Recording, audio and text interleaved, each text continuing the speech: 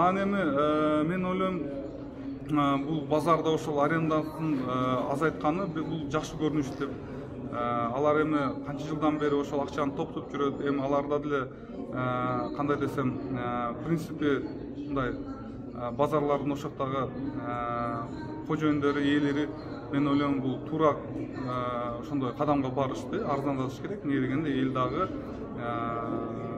эми кичине жеңилдиктер болуш керек да, алар дагы ошол жеңилдесе арендасы, ошонун акысынан алар дагы оборотун чоңойто алат, өзүнүн ошол жакта сатып аткан товарларынычы. Анан эми бул азыркы жасап аткан мамлекеттин ошол урматтуу президентибиз Акылбек Дүйсөнбекович дагы ошол туура жолду алып кетип атат деп мен ойлойм. Ушундай салыкты дагы биз көбөйтсөбүз, пайызын эмес, чогулушун. Ошол азыр биздики башка мамлекетке караганда биздин салыктын пайыздары төмөн эле. Бирок ошону дагы убагында биздин жарандар төлөбөй коюп атпайбы? Ошол убагында төлөп, ошону жакшынакай кылып эле өзүнүн ошо обязательстволорун аткарышса, мен ойлойм, биздин дагы көптөгөн мектептер турат, аларда биз бүтүрүшүбүз керек, көптөгөн бала бакчалар турат, алар дагы бүтүрүш керек, жолдор салыныш керек. Ошондо дейм мамлекет өнүгөт деп мен ойлойм да. Азыр ошо нааразычылыктын аркасынан биздин өлкө башчыбыз өзү барып түшүндүрүп, негизи баардыгы ачык болуш керек.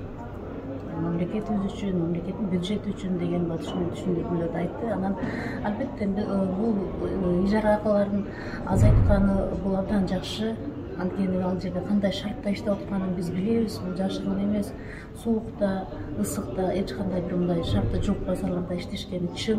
Ошондуктан эми мындан арын ошо базар ээлери ошо ар бир ишкерлерге шарттарды түзүп берсе, андан да жакшы болмок да. Ошондуктан мен бул саясатты, бул жүрүп аткан жалпы ошо мамлекет башчысы кошулуп, андан сырткары Улуттук коопсуздук комитетинин төрагасы биргеликте иш алып баратканын мен колдоп атайм.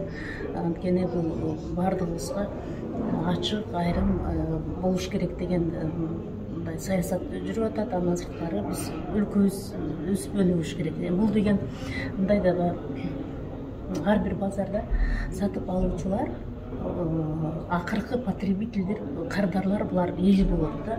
Элдин берген акчасы ушуларга түшкөн, ишкерлерге берген акчасынын белгилүү бир өлчөмдө 0,3% болобу, 0,1% болобу же канча процентке каралган болсо, ошол ишкерликти жүргүзүүнү анын берген акчасынын тиешелүү салыктары мамлекетке түшүш керек да. Жаңы салык саясаты боюнча өзү билесиздер, мындай жыл кабыл алган. Бирок кийинки жылдан баштап бир топ пункттары ишке ашмак.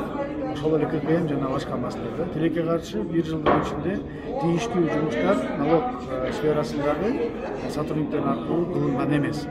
Ошого байланыштуу элге толук маалымат жетпей калган.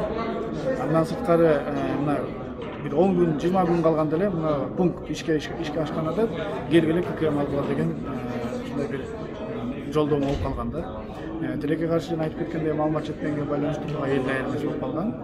Андан сырткары атайын ошол депутаттар, министрликтер чогуу кийинки ушул келаткан жылдын дагы бир топ учуручтөр, эми бул мыйзамда кодексте кээде учуручтөр болуп калат. Учуручтөр бар, өзгөртүш керек эле деген призывды дагы эске алынбай калынган дагы, анан азырына шашмалап азыр кабыл. Албетте базарларды иретке келтириш керек эле, бул буну эл баары билет эле.